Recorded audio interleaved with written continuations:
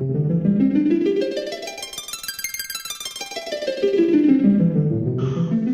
up, YouTube? Griever here, and I am going to do my internals for the Arizona Vigilante, which I just did my video for. If things look a little more weird than normal, I actually just kind of redid my whole workbench. So my camera is going to be at a different angle. It's a little higher than it used to be, so hopefully this still works out nice. I think it may actually be a little closer too, so I'm going to try and keep my voice down so as to not blow out speakers. I also did find that I can get a good filmed downward angle, so I will actually be doing everything on my workbench, and hopefully there will be good footage of it. So that's going to be there. So I'm going to go to the new angle to show the bench top, and we will go over the internals and learn as we go along. So that is now. Alright, so for time, I've already opened up the blaster itself.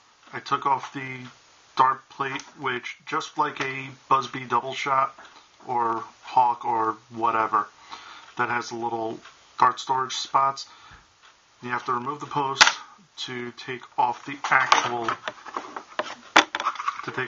dart storage piece, and then there you go. There's not counting that one, well, or actually no, I should say counting that one, there are 12 screws all throughout the main body.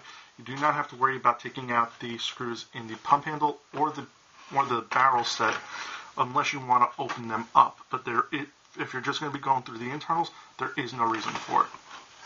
Alright, and these are the internals. Oh, by the way, this sort of has like a, I guess you can say, fire strike piece, because you can see in here, this black piece is actually screwed on to the shell. So if you're doing a repaint job, you don't have to worry about taping this off. You can actually just remove it. So these are the internals.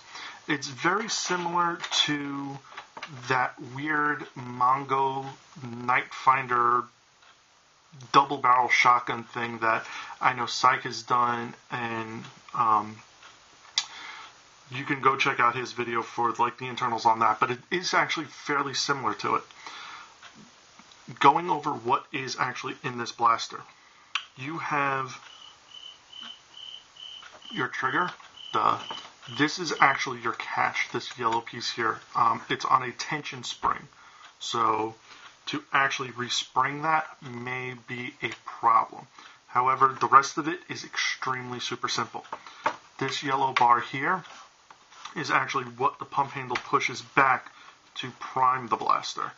It pushes this, which is the plunger tube and catch together, or I'm sorry, the plunger rod and the catch together. This is a direct plunger system, not a very big plunger, but the yellow bar up here is actually what is used to break the barrels.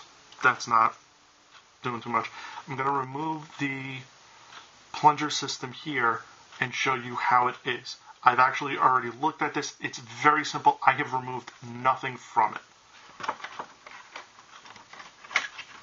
This is still completely and totally stock. This is your plunger rod.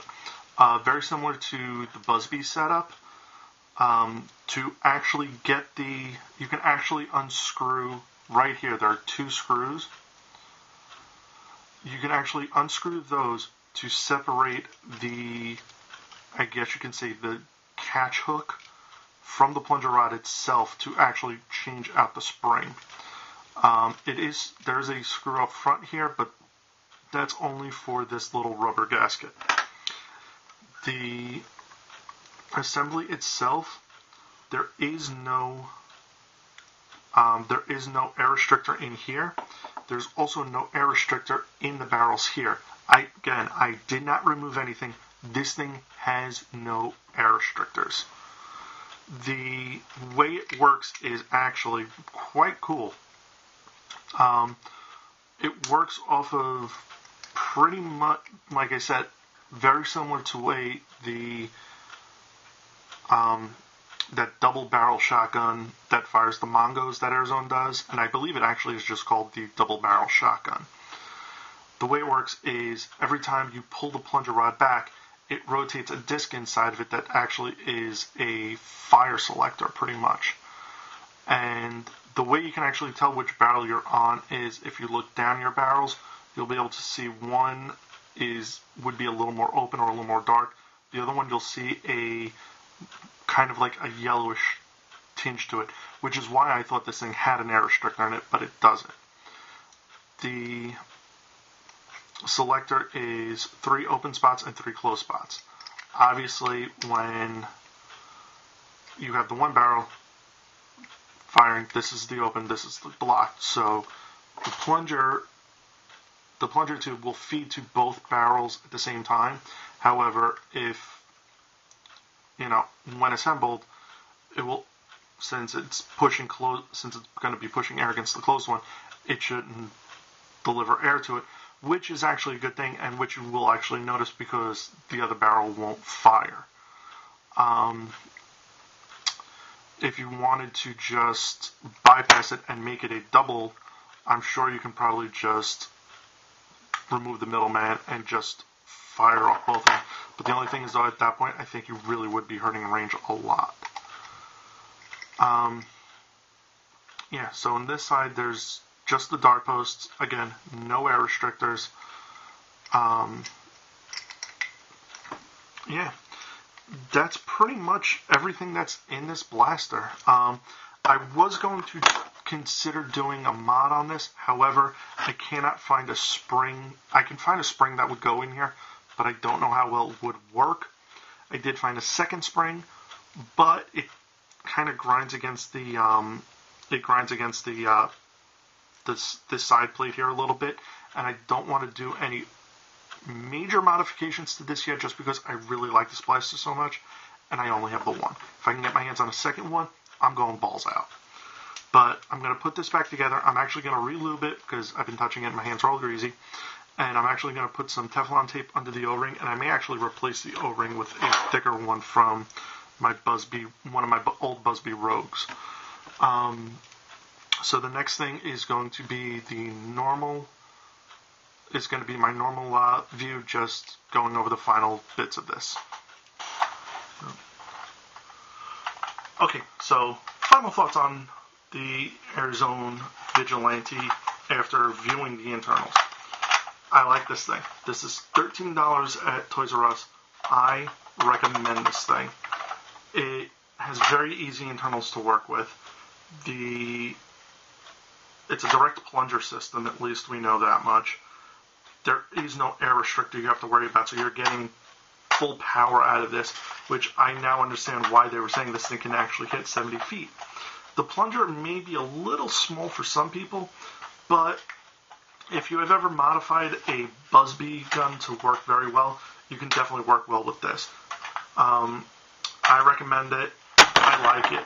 I would say go for it if you can get your hands on it. So that is my internals guide for this, and I'll say a pseudo mod guide because I kind of gave advice of what to do. So there's that.